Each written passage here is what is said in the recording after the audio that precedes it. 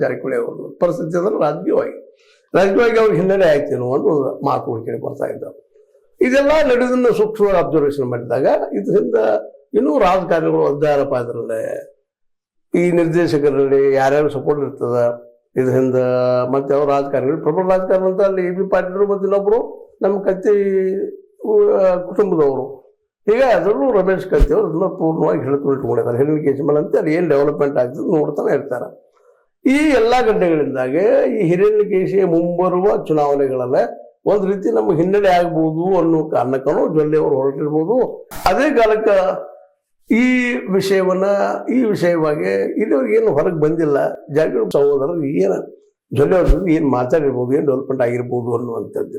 ಯಾಕೆ ಹೊರಗೆ ಹೋದ್ರೆ ಅದು ಒಂದು ರೀತಿಯಿಂದ ಜೊಲ್ಲೆ ಅವರು ಸೋಲೂ ಹೋದು, ಜೊತೆಗೆ ಅವ್ರ ಹಿಂದೆ ಅವ್ರ ಬೆಂಬಲಿಗರ ನಿಂತಂತ ಜಾರಕಿಹೊಳಿ ಅವ್ರಿಗೆ ಒಂದು ಹಿನ್ನಡೆ ಆದಂಗೆ ಆಗ್ತದೇನೋ ಅಂತ ಮಾತುಗಳು ಕೇಳಿ ಬರ್ತದೆ. ಒಟ್ಟಾರೆಯಾಗಿ ಅಷ್ಟು ಸುಲಭವಾಗಿ ಜಾರಕಿಹೊಳಿ ಸಹೋದರರಿಗೆ ಒಂದು ಹುಕ್ಕೀರಿ ಮೇಲೆ ಹಿಡಿತವನ್ನ ಏನಪ್ಪಾ ಅಂದ್ರೆ ಬಿಟ್ಟು ಕೊಡಬಾರದು ಅನ್ನೋದು ಅಲ್ಲಿ ಕತ್ತಿಯವ್ರ ಕೆಲಸ ಆಗ್ತಿರ್ಬೋದು ಅಂತ. ಅಂದ್ರೆ ಜಾರಕಿಹೊಳಿ ಅವ್ರಿಗೆ ಈ ಹುಕ್ಕೇರಿಯನ್ನ ಶತಾಯಗತಾಯ ವಶ ಮಾಡ್ಕೊಳ್ಬೇಕು ಅನ್ನುವಂಥ ಒಂದು ವಿಚಾರ.